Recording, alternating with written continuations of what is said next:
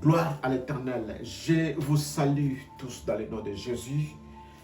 Que le nom de l'Éternel soit glorifié. Sentez-vous vraiment à l'aise dans la présence de votre Père. Vous avez bien fait de venir dans la présence de Dieu encore ce matin. Amen. Hein? Amen. Cela prouve à suffisance que nous aimons Dieu. Voilà pourquoi nous faisons des efforts pour venir dans sa présence. Cela prouve que nous sommes de Dieu et nous avons connu Dieu et nous venons dans sa présence pour témoigner notre gratitude. Amen. Amen. Ce matin, nous avons un thème à partager ensemble. Nous disons, comment Dieu nous parle-t-il? Comment Dieu nous parle-t-il? Comment Dieu nous parle-t-il? Parce que nous savons que Dieu nous parle, n'est-ce pas? Amen. Dieu nous parle. Mais la question, le thème, la prédication de ce matin, comment Dieu nous parle-t-il? Une question, comment Dieu nous parle-t-il? Mais Dieu est tellement bon, il est merveilleux. Dans sa parole, nous trouverons des réponses. Bien que nous n'allons pas donner toutes les réponses, parce que la parole de Dieu est profonde et large, mais nous allons prendre ce qui est essentiel, ce que Dieu veut nous donner pour ce matin, pour ce jour. Alléluia. Comment Dieu nous parle? Comment Dieu nous parle? Comment Dieu te parle, toi? Comment Dieu te parle? Comment toi tu comprends le langage de Dieu? Comment toi tu comprends le message de Dieu? Comment Dieu nous parle-t-il? C'est ça le thème de ce matin. Alors nous allons commencer par expliquer ce que signifie parler. Parler, parce qu'on nous dit comment Dieu nous parle-t-il? Qu'est-ce que signifie parler? Parler, c'est un verbe. Ce verbe signifie communiquer. Ce verbe signifie annoncer ou s'exprimer par la parole. Par la parole. C'est ça qu'on appelle parler. C'est par la parole. C'est-à-dire, tu construis des phrases, des mots, et tu t'exprimes pour faire comprendre ta pensée. Alléluia. Amen. Parler signifie encore révéler ce qu'on tenait caché. Voilà. Voilà pourquoi je dis pour exprimer sa pensée. La pensée était cachée, mais lorsque tu commences à parler, tu commences à communiquer, tu commences à t'exprimer, tu annonces maintenant ta pensée à l'autre qui est en face de toi. Amen. Amen. Alléluia. Amen. Alors, nous poursuivons. Quels sont les canaux utilisés par Dieu pour nous parler? Quels sont les canaux utilisés par Dieu pour nous parler? Alléluia. Amen. Les canaux utilisés par Dieu. Quels sont les moyens? Quels sont les instruments que Dieu utilise pour nous parler? Parce que nous le savons, Dieu utilise toujours des moyens, des instruments, des canaux pour pouvoir nous parler. Alléluia. Amen. Gloire à l'Éternel. Voilà pourquoi nous allons prendre nos Bibles. Nous sommes dans le livre des Hébreux, dans son chapitre 1er. Hébreux, nous sommes dans le Nouveau Testament, dans son chapitre 1er. Et nous allons commencer à partir du premier verset jusqu'au verset 4. Hébreux, chapitre 1er, du premier verset au verset 4. J'attends que tout le monde puisse arriver, que tout le monde puisse trouver.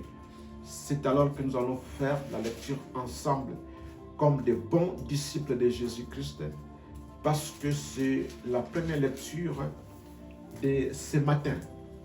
Hébreux chapitre 1er, du premier verset au verset 4. Si nous pouvons faire la lecture, bien que les versions sont différentes, c'est juste pour avoir l'idée ou la compréhension de cette parole. Gloire à l'Éternel, que Dieu vous bénisse richement. 1, 2, 3, au nom de Jésus.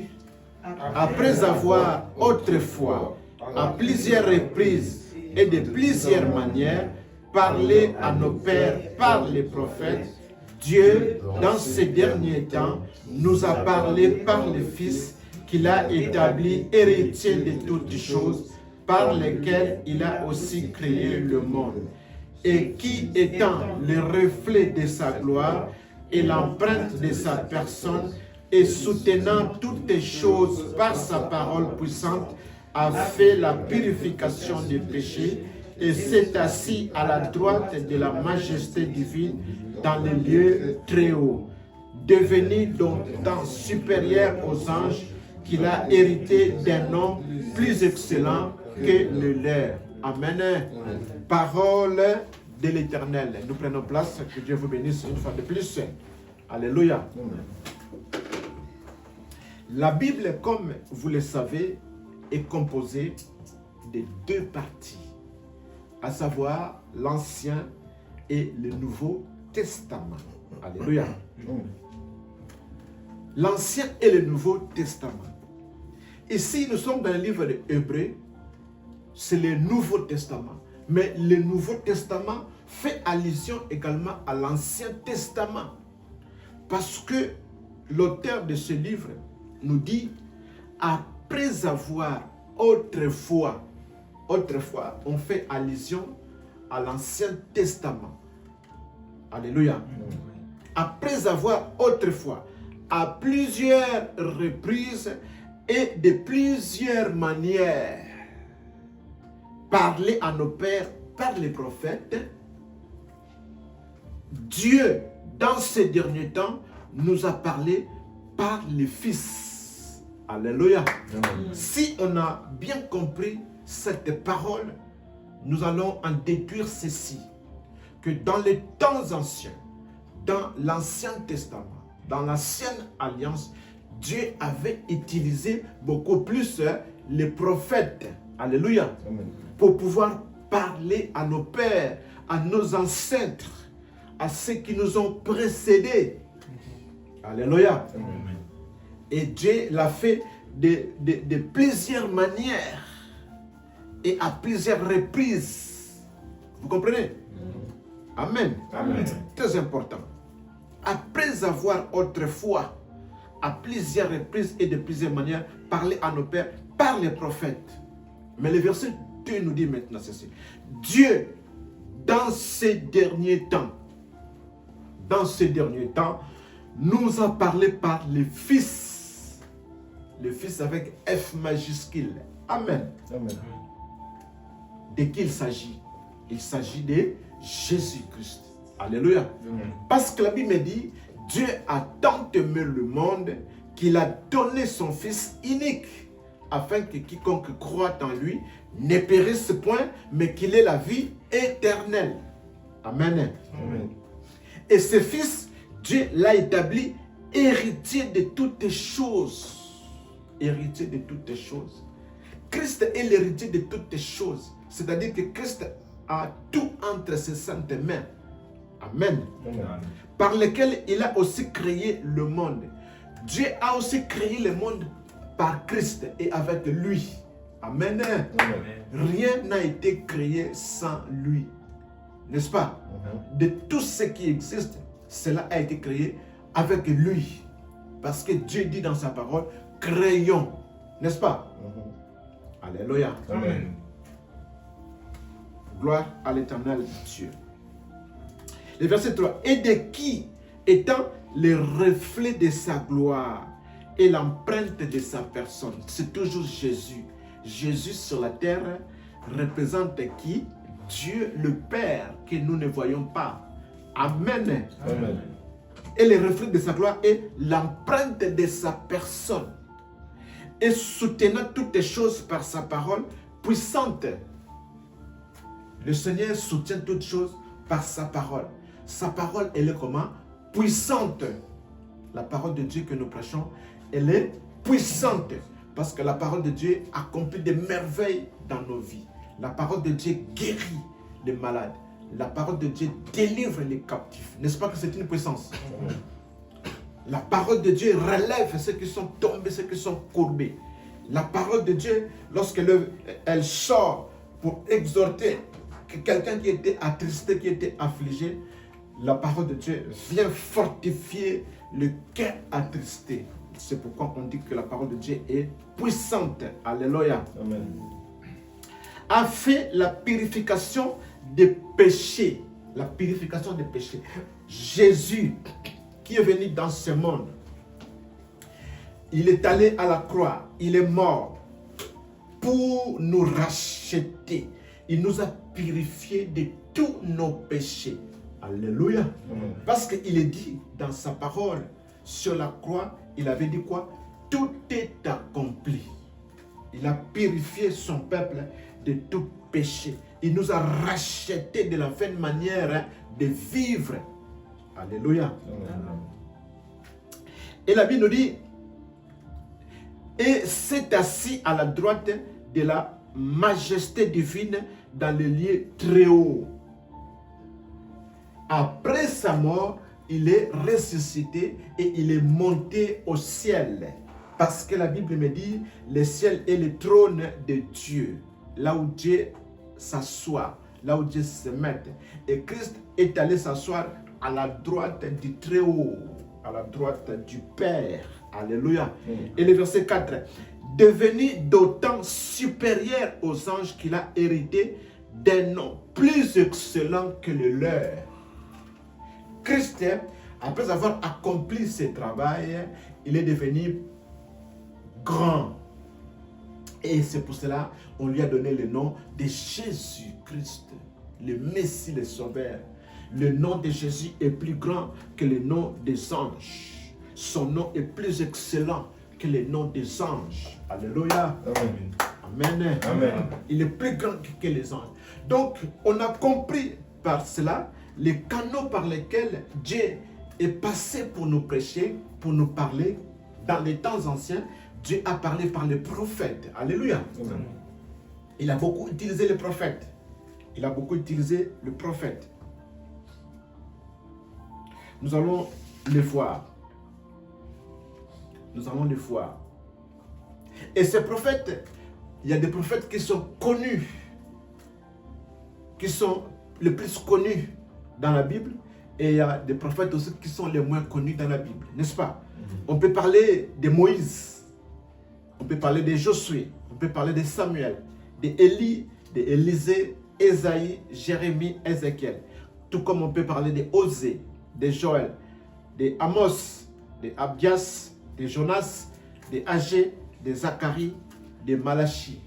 Tous sont des prophètes que Dieu avait utilisés pour pouvoir parler à son peuple. Mais laissez-moi vous dire que tous ces prophètes-là sont morts, n'est-ce pas? Ils sont tous morts, enterrés, et leur histoire oubliée. Alléluia. Amen. Amen. Mais il y a un seul, à savoir Jésus-Christ. Ici, on nous dit, il est parti et s'assoit à la droite du Père. Aucun de ces prophètes n'est assis à la droite du Père, sauf Jésus seul. Alléluia. Amen. Amen. Voilà pourquoi la Bible nous dit, mais dans ce temps dernier, Dieu nous a parlé par les fils, à savoir Jésus-Christ. Car Jésus-Christ est vivant. Jésus-Christ est vivant. Amen. Alléluia. Amen. Gloire à l'Éternel, notre Dieu. Alors nous allons voir dans l'Ancien Testament comment est-ce que Dieu avait utilisé ses prophètes, comment est-ce que Dieu avait parlé avec ses prophètes. Nous prenons le livre de Exode au chapitre 3. Exode chapitre 3. Genèse, Exode chapitre 3. À partir du verset 10 jusqu'au verset 11. Exode chapitre 3. Du verset 10 à 11. Exode chapitre 3, le verset 10 à 11. Exode chapitre 3, le verset 10 à 11. Je lis la parole du Seigneur.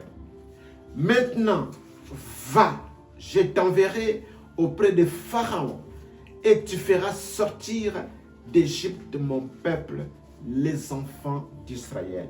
Moïse dit à Dieu, qui suis-je pour aller vers Pharaon et pour faire sortir d'Égypte les enfants d'Israël? Alléluia. Amen. Voilà, Moïse, Dieu s'est choisi de lui pour qu'il soit l'instrument par lequel il va libérer son peuple, les enfants d'Israël. Amen. Amen. Donc, c'était à Moïse de jouer ce rôle-là. Moïse était devenu la bouche de Dieu, la bouche autorisée, la personne autorisée à parler face à Pharaon et face aux enfants d'Israël. Alléluia. C'est ça un prophète. C'est celui qui parle de la part de l'Éternel. Celui qui prend les choses venant de Dieu et les dépose dans la vie des autres. C'est la bouche de l'Éternel. Alléluia. Amen. Dieu a utilisé Moïse dans beaucoup de choses pour pouvoir parler à ce peuple-là. Dieu passait par Moïse comme étant son prophète, sa bouche autorisée. Nous allons voir cela également dans le livre d'Exode toujours, le chapitre 4 cette fois-ci. On prend les versets 19 à 22.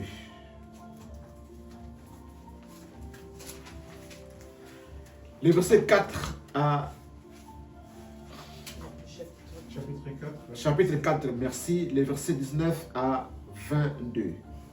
L'Éternel dit à Moïse en Madian, va, retourne en Égypte, car tous ceux qui en voulaient à ta vie sont morts.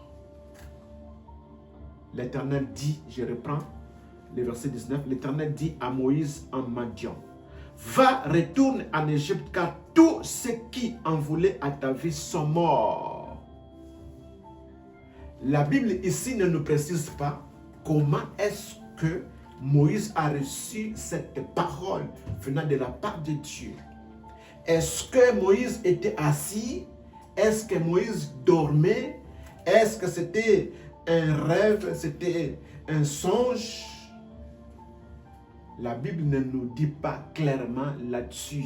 La Bible nous dit tout simplement que Moïse qui était dans le pays de Madian, comme il a fui l'Égypte parce qu'on voulait le tuer, il a fui, n'est-ce pas?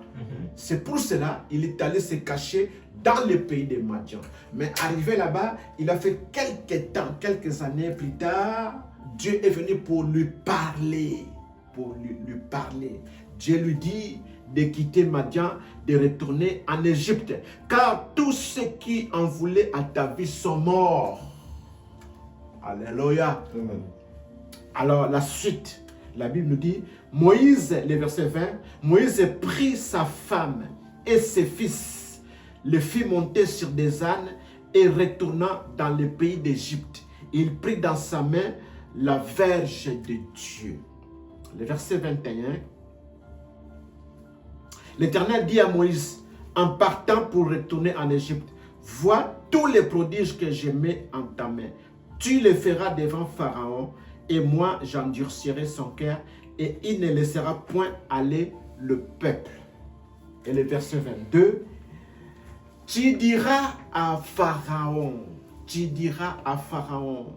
ainsi parle l'Éternel. Moïse, en tant que prophète de Dieu, parlera à Pharaon. Ainsi parle l'Éternel.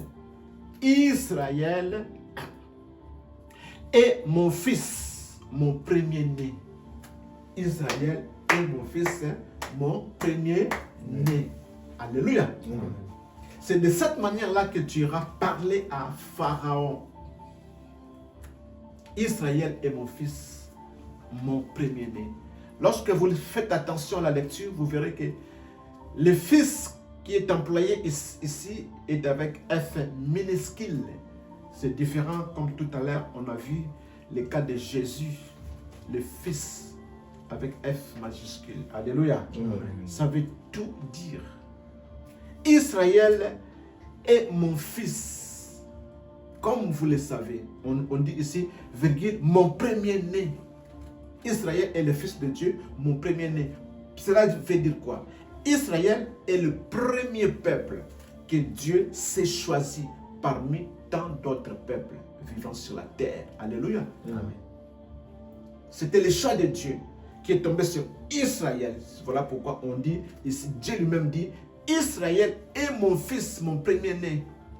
Donc, toi aujourd'hui, tu es devenu fils de Dieu, mais après Israël. Alléluia. Amen. Parce que c'est Israël qui était d'abord le premier à être appelé. Alléluia. Amen. Par Dieu. Et toi, tu as été greffé, comme on le dit. Amen. Amen. Parce qu'il y en a qui n'ont pas cru. La Bible nous dit, il est venu, au commencement était la parole a été faite chair. Cette parole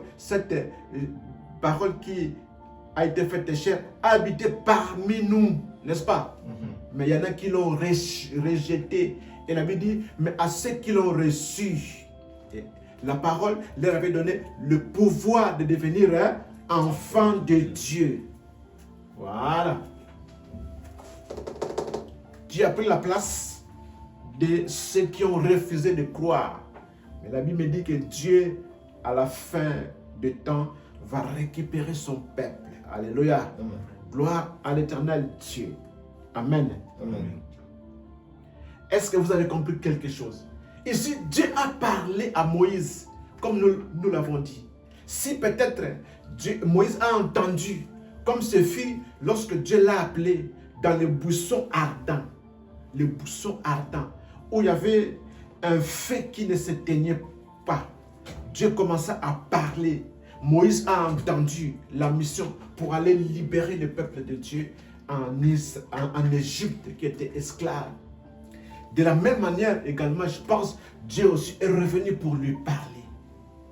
Peut-être que c'était de vive voix. Alléluia. Amen. Amen.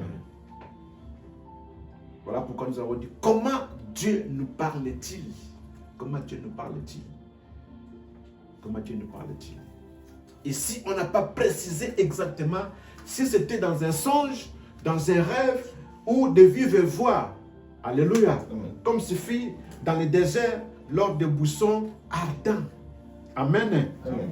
Gloire à l'Éternel, notre Dieu. Mais retournons dans Hébreux chapitre 1er, des versets 1er à 4, où on a dit, dans les temps anciens, Dieu nous a parlé par les prophètes. Lorsqu'on dit nous a parlé, il a parlé à nos ancêtres, à nos pères, par les prophètes que nous avons cités, à savoir le Moïse, le Josué, Ésaïe, n'est-ce pas? Amen. Mais au jour d'aujourd'hui, Dieu nous parle par qui? Par son Fils, à savoir Jésus-Christ. Dieu nous parle par Jésus-Christ. Parce que le temps des prophètes est fini, comme dans les temps anciens, n'est-ce pas? C'est-à-dire ce temps-là est révolu. Parce qu'ils sont tous morts. Personne n'est resté en vie jusqu'à ce jour. Or, notre Jésus est vivant. Nous l'avons vu dans Hébreux chapitre 1er, du premier verset au verset 4, n'est-ce pas?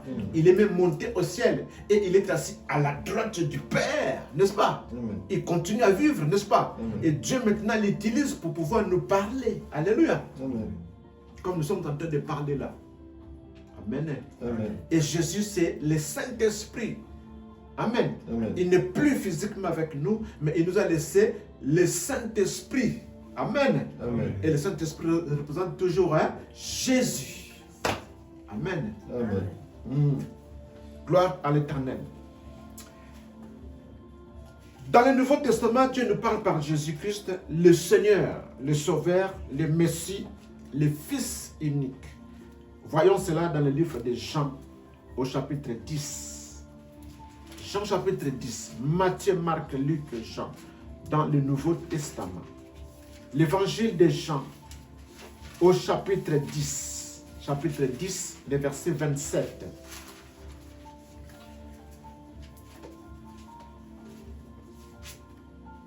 Jean chapitre 10, le verset 27. Je lis la parole du Seigneur.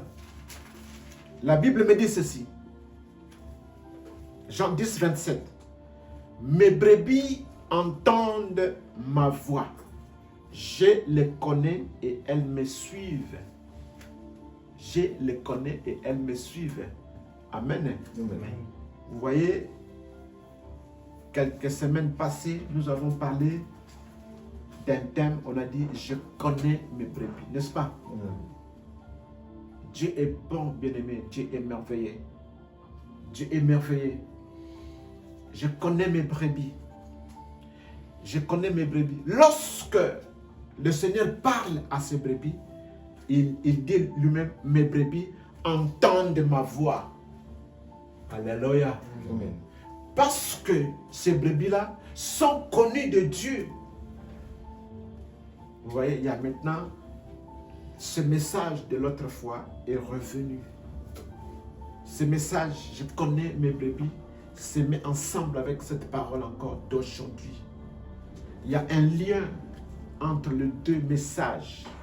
Mes brebis entendent ma voix. Lorsque le Seigneur parle, les brebis du Seigneur entendent la voix du Seigneur. Alléluia. Amen. C'est ça qu'on avait dit parler. Lorsque le Seigneur communique sa pensée, les brebis du Seigneur écoutent, entendent. Je les connais et elles me suivent. Elles me suivent. Gloire à l'Éternel Jésus. Là, c'est Jésus qui parle ici. Amen. Amen. C'est Jésus qui s'adresse à la foule, à son peuple. Donc, nous avons bien compris une chose, bien-aimée, qu'un prophète est une personne inspirée par la divinité qui prédit l'avenir et révèle des vérités cachées. Un prophète, c'est une personne qui est inspirée par Dieu. Dieu l'envoie. Cet homme, cette femme va parler de la part de Dieu. Cette personne est inspirée par Dieu lui-même pour pouvoir communiquer avec les autres. Cette personne-là va donner des choses venant de la part de Dieu. Cet homme peut apporter le message pour préparer l'avenir, comme cet homme peut apporter le message pour révéler ce qui est caché dans la vie des hommes. Alléluia. Amen. Tu rencontres un prophète qui commence à parler de toi, à parler de ton passé, de ta vie passée. Et le prophète peut te révéler même les projets présents, ce que toi, tu n'as jamais dit à qui que ce soit. Alléluia. Amen. Quand tu trouves cela, sache-le que c'est une prophétie. Celui qui parle peut être un prophète, comme celui qui parle peut avoir les dons de prophétiser. Alléluia. Amen. Amen. Amen. Mais en général, Dieu envoie des prophètes, des personnes comme ça, pour pouvoir nous parler. Alléluia. Et la Bible nous a dit dans Hébreux chapitre 1er, les versets 1er à 4, où nous venons de lire, que Dieu a utilisé beaucoup ces prophètes pour pouvoir parler aux hommes de cette manière-là. Il a utilisé Ésaïe, il a utilisé Josué, il a utilisé Moïse, de plusieurs manières et de plusieurs reprises pour pouvoir parler à son peuple. Mais on nous dit au jour d'aujourd'hui, c'est-à-dire dans le Nouveau Testament, Dieu nous parle par Jésus-Christ. Et Jésus-Christ qui est venu, Jésus-Christ nous a donné quoi? L'Église. L'Église. L'Église. Et dans l'Église, Jésus-Christ a établi, a fait des dons. Il a donné des ministres. Il a établi des ministres. Et il a fait également des dons spirituels dans l'Église. Dans l'Église. Dans l'Église. Et tout cela pour le perfectionnement des saints. Alléluia. Tout cela pour le perfectionnement des saints. Est-ce que vous avez compris? Alléluia. Amen. On va lire ça et nous allons encore apporter l'éclairage là-dessus pour permettre au peuple de Dieu de bien comprendre ce que nous sommes en train de partager. Éphésiens chapitre 4, les versets 10 à 12. Ephésiens chapitre 4, les versets 10 à 12. Ephésiens 4, 10 à 12.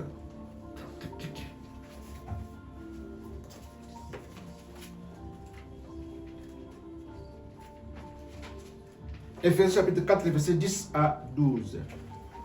J'ai lu la parole du Seigneur. Est-ce qu'on a trouvé? Gloire à Jésus. Ephésiens 4, 10 à 12.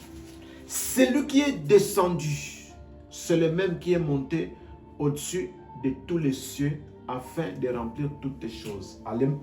Amen. Amen. Celui qui est descendu. Lorsqu'on dit celui qui est descendu, ça veut dire que c'est lui que Dieu avait envoyé. N'est-ce pas? Parce qu'il était dans les cieux au commencement.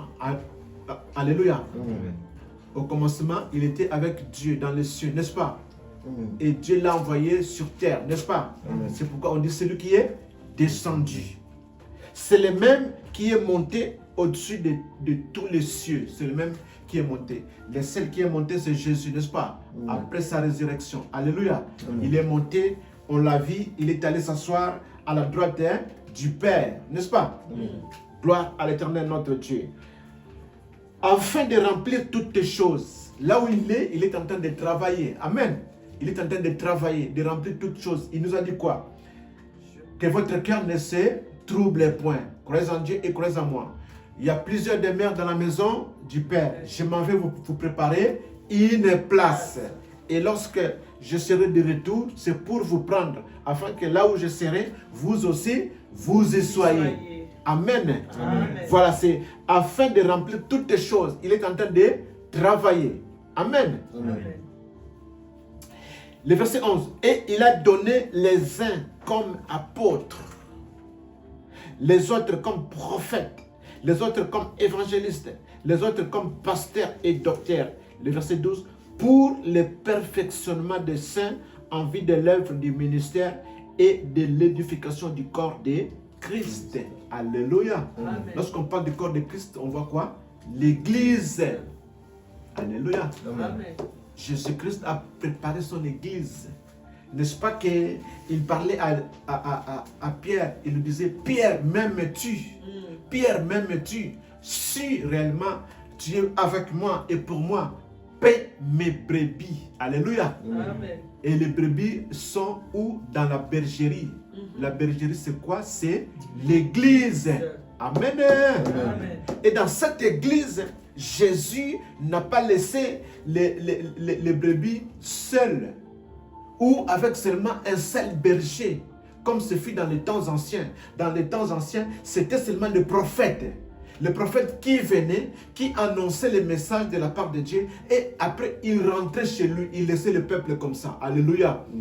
Le peuple n'était pas pris en charge en quelque sorte. Alléluia. Amen. Amen. Amen. Or, dans l'église de Jésus, Jésus a voulu que son peuple soit pris en charge. Jésus a récupéré les apôtres, les prophètes. Et, n'est-ce pas? Les prophètes qui étaient dans les temps anciens. Pas ceux qui ont vécu dans les temps anciens, mais le rôle, la fonction, alléluia, des prophètes. Et à cela, il a rajouté encore d'autres serviteurs. Entre autres, l'évangéliste, le docteur, le pasteur, même les apôtres. Il a mis 5 ministères. Et en dehors des ministères, il a encore fait des dons à l'église. Alléluia. Amen. Amen. Amen. Et tout cela pourquoi? Suivons très bien, le verset 12. Pour le perfectionnement des saints en vue de l'œuvre du ministère et de l'édification du corps de Christ. Pour le perfectionnement des saints. C'est-à-dire que toi, tu es complet. Tu écoutes les pasteurs, tu écoutes l'évangéliste, tu écoutes les prophètes. Alléluia. Parce que le prophète va arriver pour annoncer seulement l'ainsi dit l'Éternel. Après, il s'en va. Dans les temps anciens, c'était comme ça. Il annonçait et il partait. Il n'y avait pas d'explication comme telle. Il n'y avait pas d'éclaircissement comme tel. Alléluia. Il n'y avait pas un suivi comme tel. Alléluia. Mais or, au jour d'aujourd'hui, par Jésus, dans l'église, nous avons des serviteurs, nous avons des prophètes, nous avons des pasteurs, nous avons des évangélistes qui nous enseignent la prophétie dans sa grandeur. Alléluia. Amen. C'est pourquoi on dit pour le perfectionnement des saints. Pour le perfectionnement des saints. Est-ce que vous avez vu la différence entre le temps des prophètes et le temps de Jésus-Christ? Amen. Alléluia. Amen. Pour le perfectionnement des saints. Alors, que signifie le perfectionnement? Le perfectionnement, c'est tout simplement l'amélioration. L'amélioration. Alléluia. Amen. L'amélioration. Que tu sois meilleur. Toi, enfant de Dieu. Voilà pourquoi Dieu a disposé dans son église les 5 ministères ainsi que les dons. Alléluia. Tu es riche. Tu es riche. Tu es riche en connaissances. Alléluia. Amen. Parce que dans les temps anciens, seuls les prophètes qui venaient, qui parlaient et après ils disparaissaient. N'est-ce pas? Tu n'avais pas beaucoup de connaissances. Mais aujourd'hui, regardons, nous avons la connaissance. La connaissance parce que le Seigneur a voulu que ça soit ainsi. Alléluia. Amen. Le perfectionnement des saints en vue de l'œuvre du ministère. Parce que quand tu vas faire l'œuvre de Dieu, tu as la connaissance. Alléluia. La connaissance qu'il faut pour faire l'œuvre de Dieu et de l'édification du corps de Christ. L'édification. Quelqu'un qui se trouve ailleurs, dans un autre monde, dans un autre pays. Et nous, ici en France, par exemple, on peut communiquer facilement par rapport aux Écritures. Hein? Parce que nous parlons le même langage. Nous comprenons les choses de Dieu de la même manière. Parce que nous sommes édifiés. Nous sommes perfectionnés. Alléluia. Amen. Gloire à l'Éternel Jésus. Amen. Hein? Amen. Si vous avez remarqué, dans l'Ancien Testament, on parlait d'Israël comme étant le peuple de Dieu, n'est-ce pas? On l'a vu dans Hébreux chapitre 1er, du premier verset au verset 4, où on dit « Mon fils, mon premier-né », n'est-ce pas? Amen. C'est qui? C'est Israël. Israël. Israël.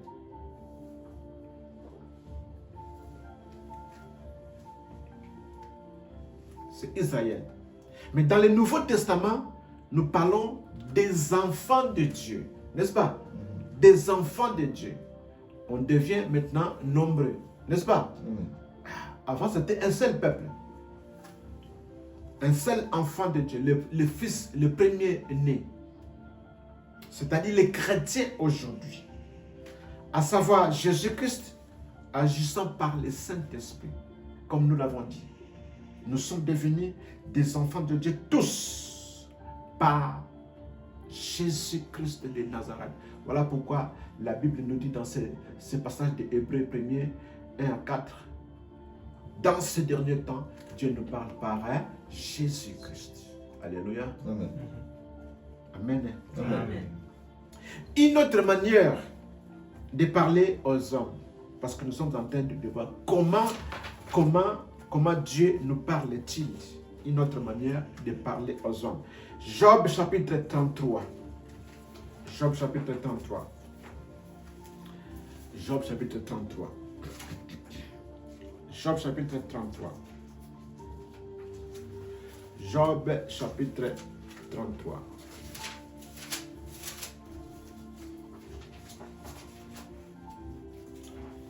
Job chapitre 33.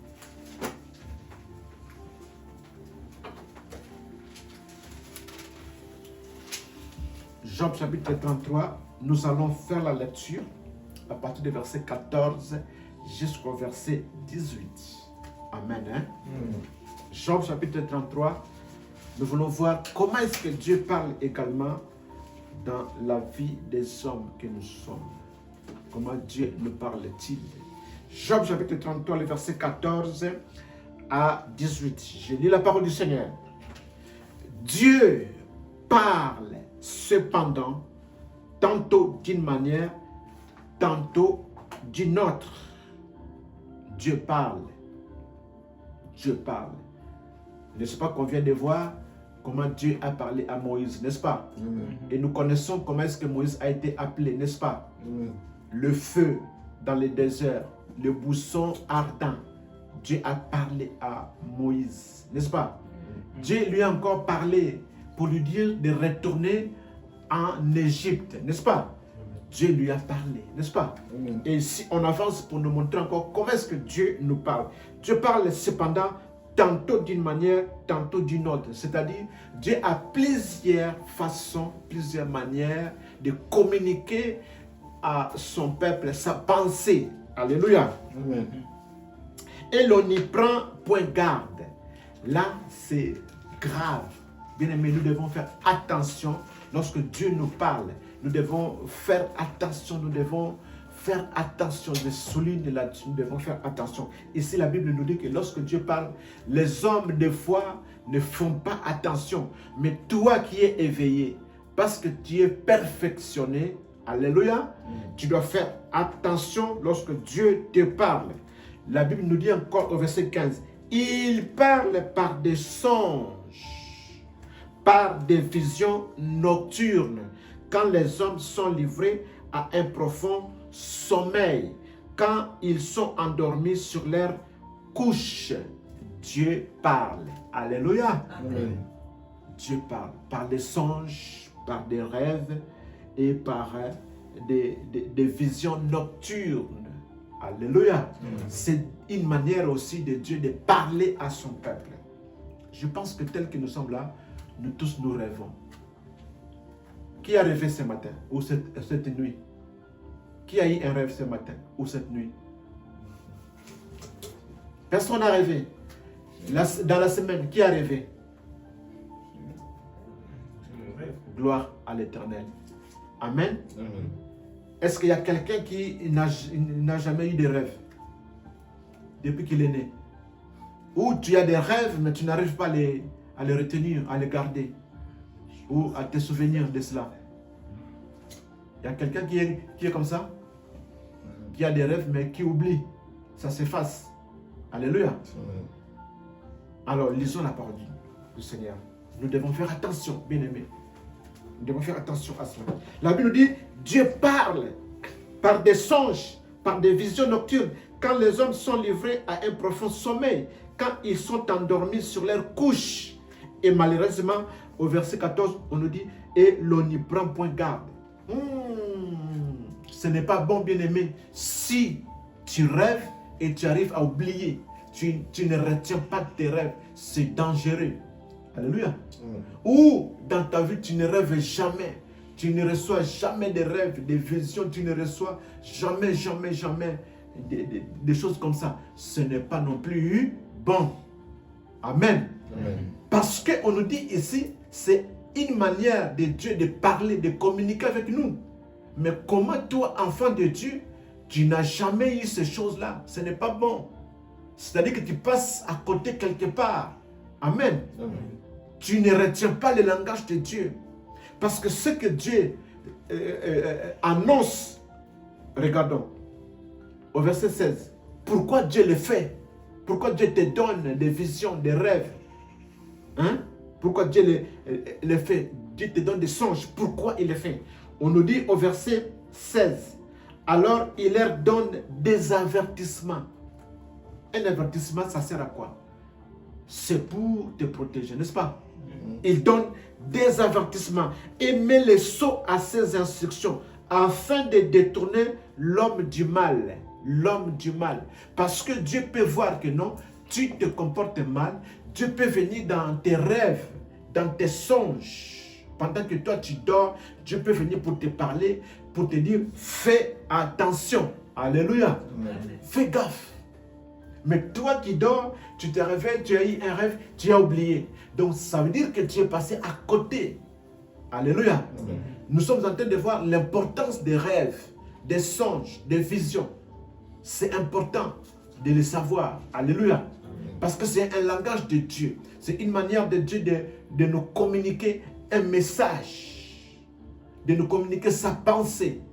Alléluia. Amen. Et de les préserver de l'orgueil afin de garantir son âme de la force et sa vie de coups de glaive. Amen. Amen. Ça c'est Job 33, 14 et 18 nous montre comment est-ce que Dieu également peut nous parler. Alléluia. Amen. Est-ce qu'on a compris? Amen. Mais nous allons approfondir cela. nous allons donner des exemples maintenant. Ça va nous aider à comprendre réellement comment est-ce que Dieu peut nous parler. Nous prenons Genèse chapitre 1er. C'est l'histoire d'Adam et Ève. Genèse chapitre 1er, nous allons voir les versets 27 et 28. Les versets 27 et 28. Genèse 1er, 27, 28.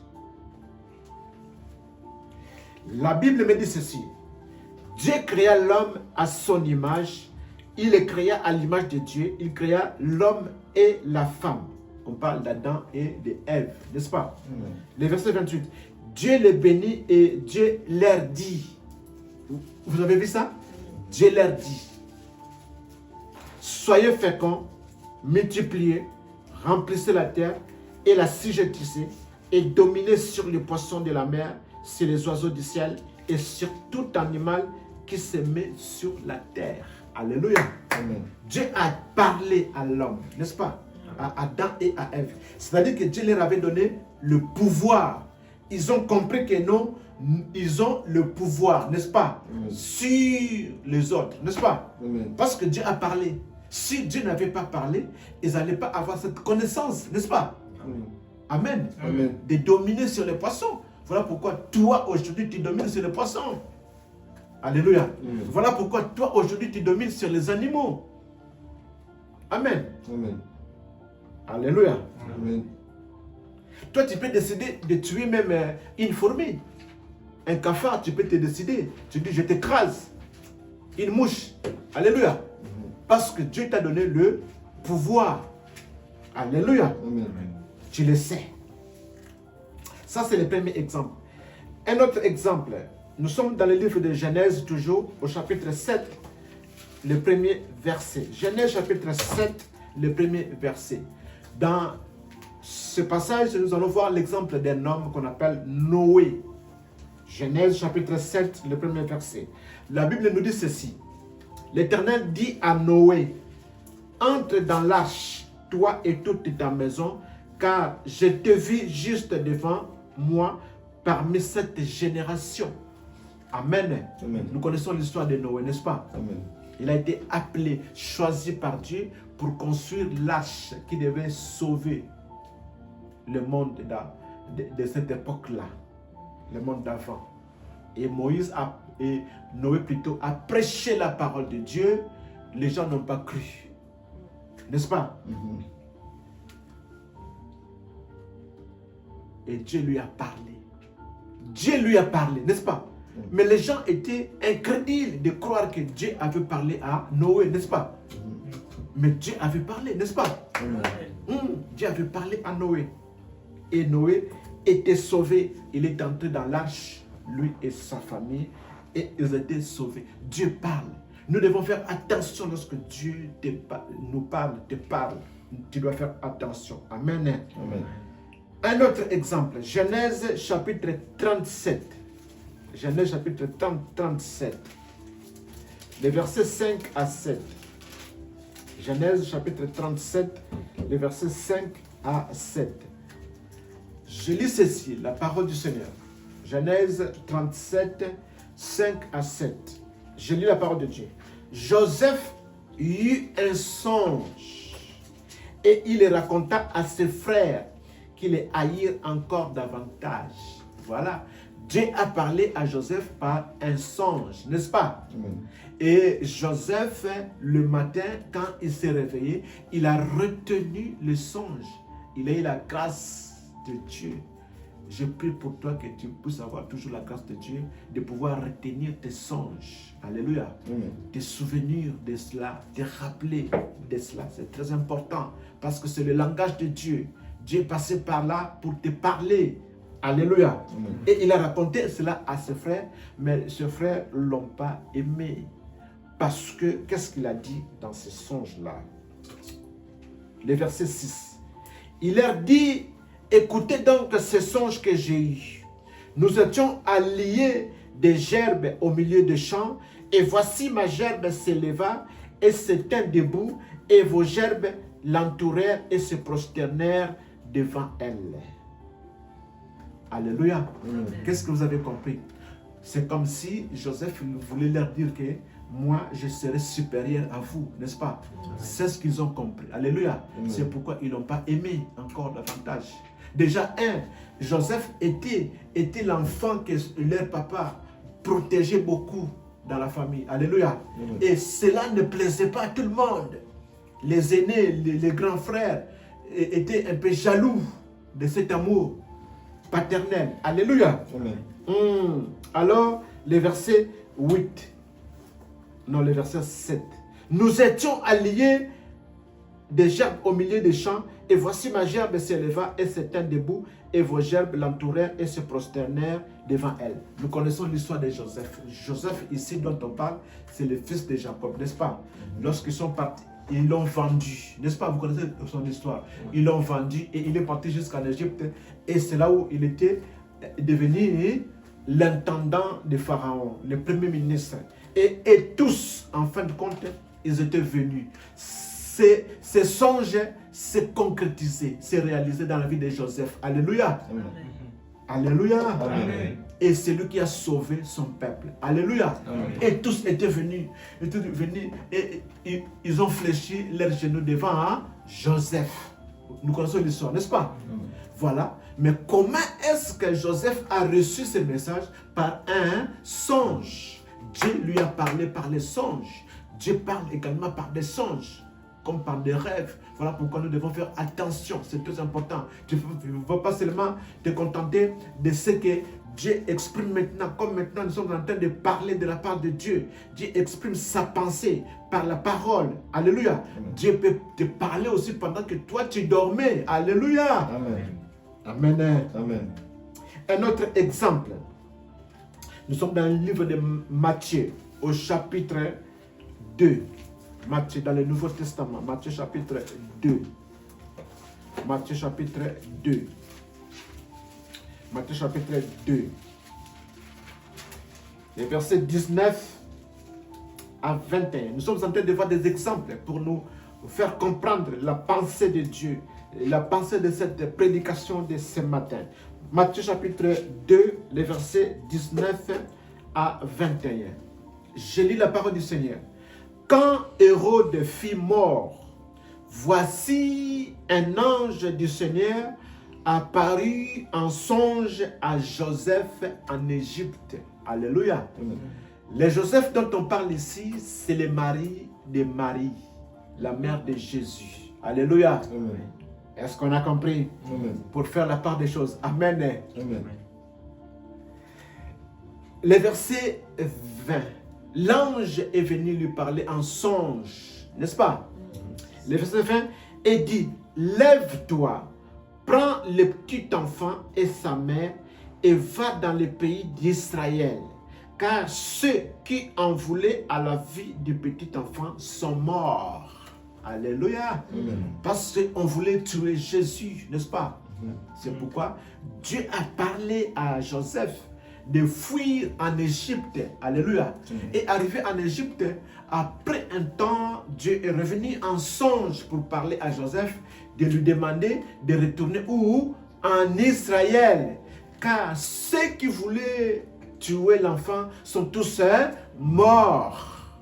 Alléluia. Amen. Voilà combien c'est important de rêver, d'avoir des visions, d'avoir des songes et de comprendre les messages. C'est très important. Il ne faut pas négliger les rêves, les visions. Si dans ta vie, tu n'as jamais rêvé, tu n'as jamais eu de visions, de songes, bien aimé, il faut prier Dieu. C'est aussi une manière que Dieu te parle. Alléluia. Amen. Ne passe pas à côté. Amen. Amen. Et si Joseph avait négligé cela, peut-être le problème allait arriver. Peut-être, je dis entre guillemets. Alléluia. Amen. Amen. Alors, un autre exemple. Luc chapitre 2. Matthieu, Marc, Luc chapitre 2. Luc chapitre 2. Nous prenons le verset, Luc chapitre 2, le verset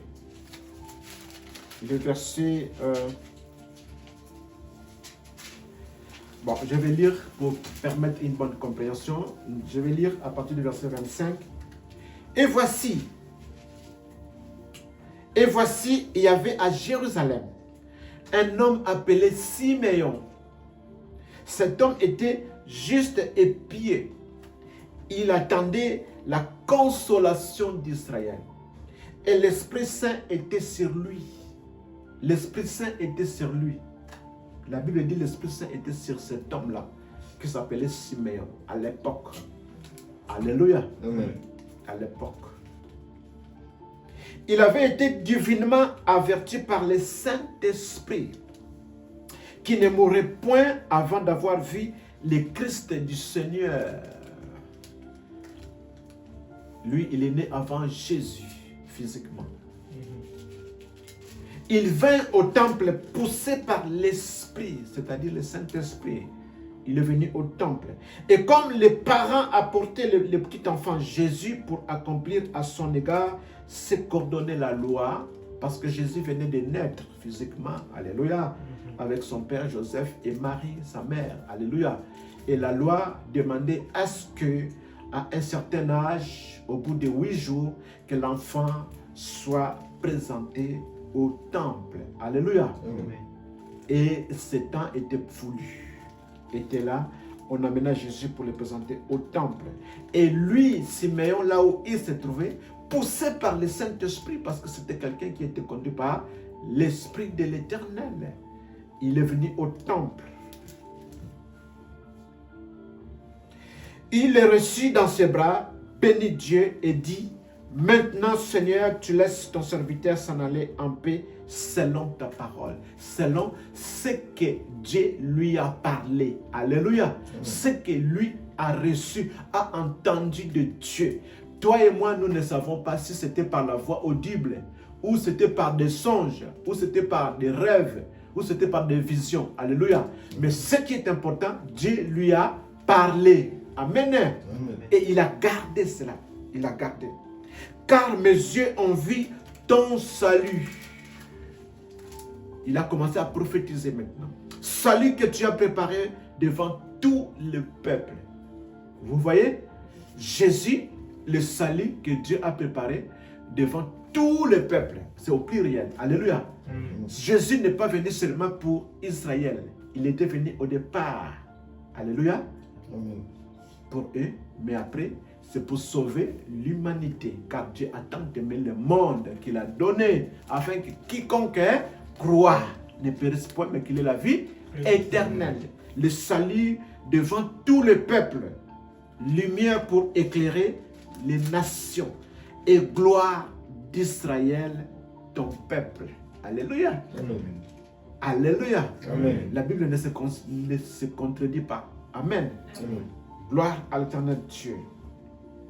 Donc, il faut faire attention, bien-aimés, à certaines visions ou à certains songes, des fois. Parce que, des fois, lorsqu'on dort, on se réveille, on a des visions, on a des songes qu'on n'arrive pas à bien expliquer. La Bible aussi, là-dessus, nous parle. Nous dit que des fois, c'est compte tenu à ce que nous avons fait dans la journée. Alléluia. Tu étais au travail, la fatigue, tu rentres et tu commences à rêver, mais tu ne retrouves pas des choses bizarres comme ça. Tu n'arrives pas à comprendre clairement. C'est des fois les occupations de la journée. Alléluia. Amen. On va voir cela. Ecclésiaste chapitre 5. Ecclésiaste chapitre 5. C'est très important, bien aimé, ce que nous sommes en train de partager pour comprendre. Ecclésiaste chapitre 5, le verset 2, la partie A. Ecclésiaste chapitre 5, le verset 2, la partie A. Je lis la parole du Seigneur. Car si les songes naissent de la multitude des occupations, la voix de l'insensé se fait entendre dans la multitude des paroles. Nous prenons seulement la partie A. On nous dit, car si les songes naissent de la multitude des occupations. Vous avez vu ça? Si les songes naissent de la multitude des occupations. Tu étais au travail, tu étais dans les démarches, dans les courses, et tu rentres comme ça fatigué. Tu commences à rêver. Toi-même, tu comprends que non, ce songe-là n'a pas de sens. C'est tout et n'importe quoi. Alléluia. Il nous arrive, non? Tu ne peux même pas expliquer cela. Il y a des songes aussi comme ça. Amen. Mais cela ne veut pas dire que Dieu ne parle pas par des songes. Dieu parle par des songes, on l'a vu, n'est-ce pas? Dans le livre de Job, chapitre 33. Amen. Alléluia. Donc, on doit faire attention. Et tout cela, ça demande quoi? Le discernement. Le Saint-Esprit. Amen. Alléluia. Un songe est une combinaison souvent incohérente d'images qui apparaissent dans l'esprit pendant le sommeil. Voilà, c'est un songe que tu n'arrives pas à expliquer. Combinaison d'images. Oui, j'étais à tel endroit. Après, toi-même, ça, on laisse tomber. On ferme ça. On jette tout. Alors, la conclusion. Ne jamais négliger ses rêves. Alléluia. Ne jamais négliger ses rêves. Vous avez vu le cas de Joseph, n'est-ce pas? Il est devenu premier ministre en Égypte parce que tout est parti des rêves. Amen. Il a gardé. Il a partagé avec son père. Il a partagé avec ses frères. Même si eux n'ont pas cru, lui, il a gardé cela. Alléluia. Ne négligez jamais ses rêves. Car Dieu peut parler à l'esprit d'un chrétien dans ses rêves. Dieu peut te parler. Alléluia. Alléluia. D'une manière générale, ces rêves contiennent une révélation concernant la vie du croyant ou ses circonstances ou au sujet de quelqu'un d'autre. Ça peut te concerner toi, comme ça peut concerner quelqu'un d'autre, comme ça peut concerner ta famille. Alléluia. Amen.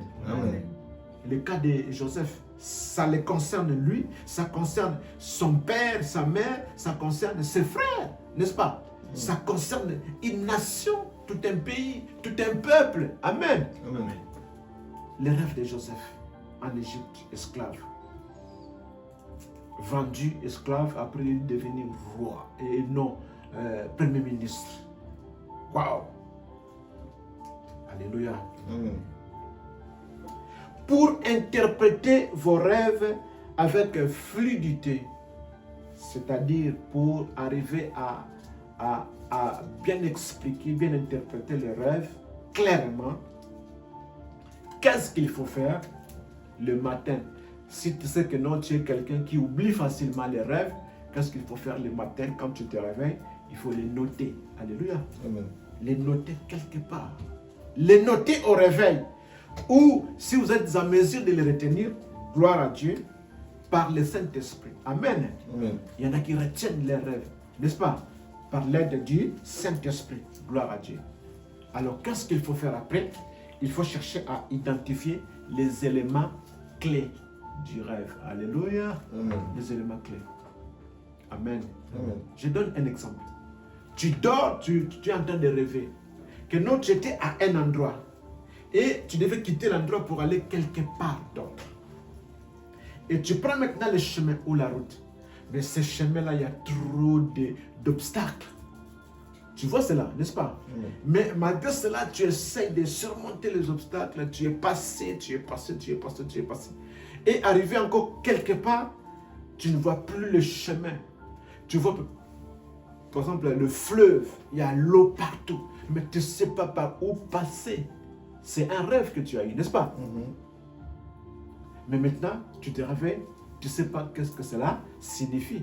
Voilà, tu as retenu et tu as commencé maintenant à identifier les éléments clés. Les éléments clés, c'est quoi en fait? Le chemin par lequel tu es passé, il y avait beaucoup d'obstacles, n'est-ce pas? Beaucoup d'obstacles. C'est un langage. Dieu t'a parlé, n'est-ce pas? Il y a un message qui est caché. Amen.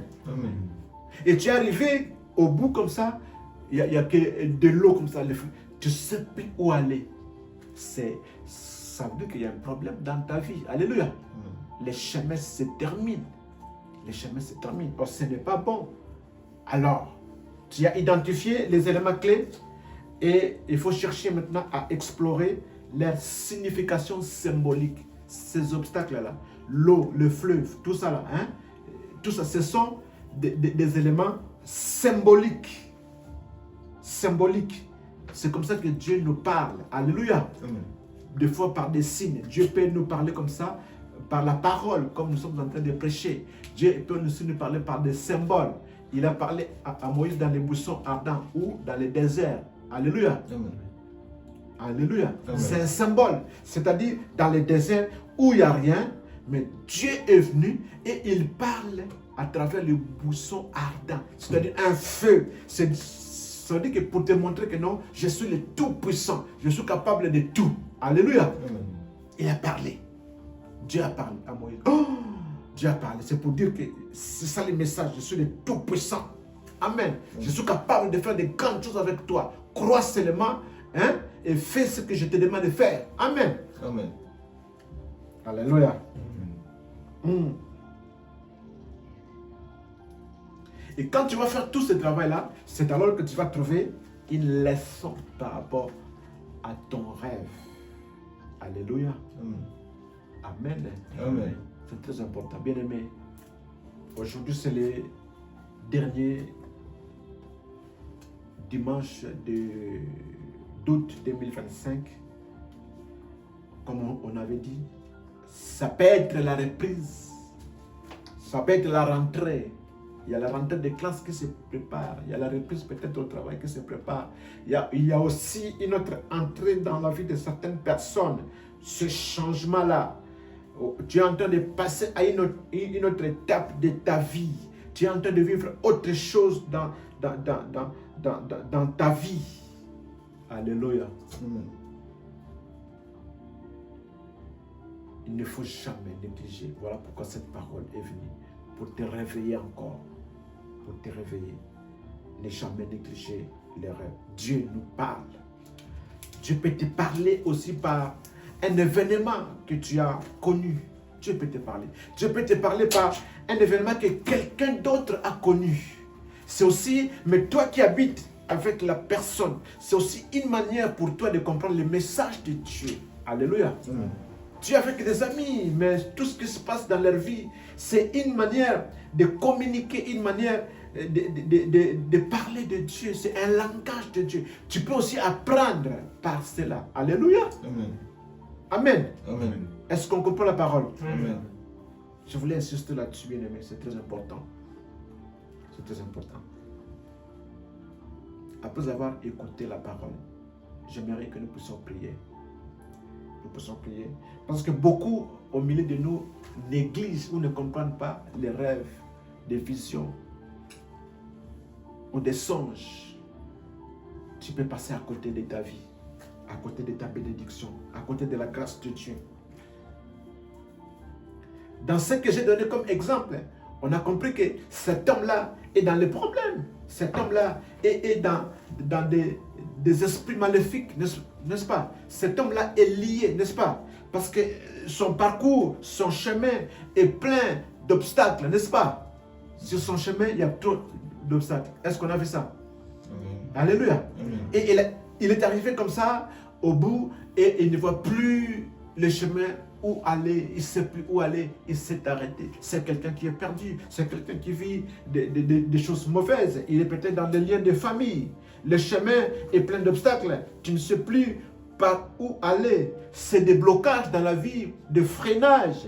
C'est quelqu'un qui est en train de tourner en rond. C'est la pauvreté, c'est l'échec, c'est la maladie, l'envoûtement, la malédiction dans la vie de cet homme-là. Il faut chercher à comprendre cela. Et c'est alors qu'on se mettra à prier et on trouvera sa délivrance, sa guérison. Alléluia. Amen. J'aimerais que nous puissions prier. Bien aimé, peut-être que toi aussi tu as rêvé des trucs comme ça. Tu rêves toujours. Pour nous, par exemple, qui sommes venus de nos pays d'origine.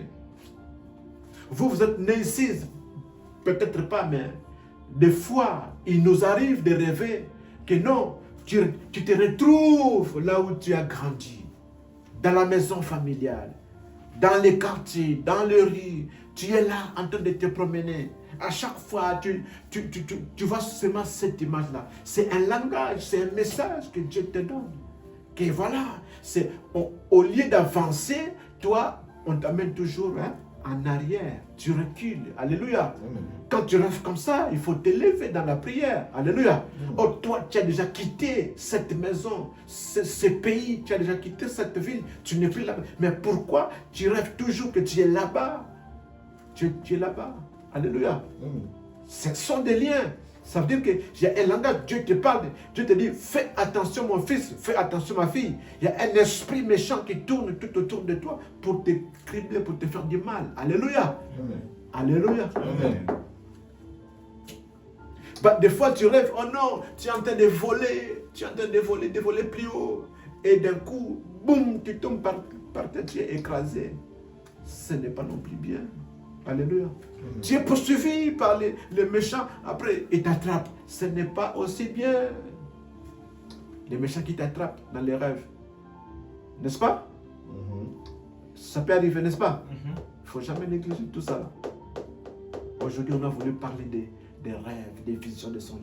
Parce que beaucoup parmi nous négligent ces choses. Or, on a vu que Joseph, Marie et Jésus ont eu l'ange qui est venu et qui a parlé en songe de retourner en Israël.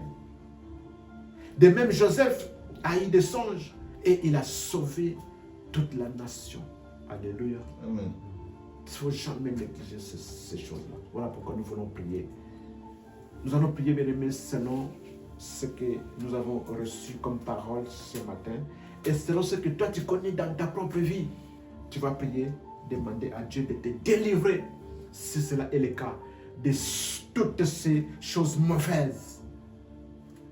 De ces poursuites sataniques et démoniaques, des attaques des méchants la nuit pendant que toi tu dors. Et tu ne fais jamais attention à cela. Tu tournes en rond, les choses ne marchent pas. C'est parce que ces choses-là sont en toi. Alléluia. Amen. Nous allons prier au nom de Jésus-Christ de Nazareth. Père, j'ai béni ton Saint-Nom. Je dis gloire à toi, le roi des rois. Gloire à toi, l'éternel des armées. Merci Yahweh pour ta parole que tu viens de nous apporter ce matin. Tu veux encore nous parler de faire attention aux rêves, aux visions. Père Dieu de gloire, que je ne néglige rien alors. Je veille à cela.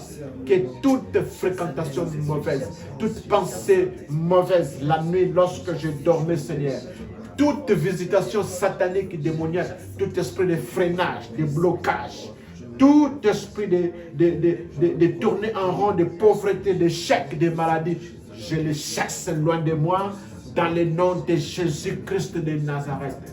Merci mon Dieu, merci mon roi, dans le nom de Jésus-Christ de Nazareth. Amen.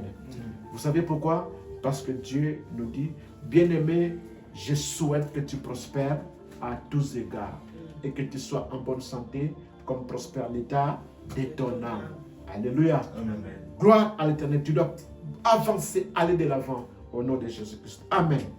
Acclamons le Seigneur.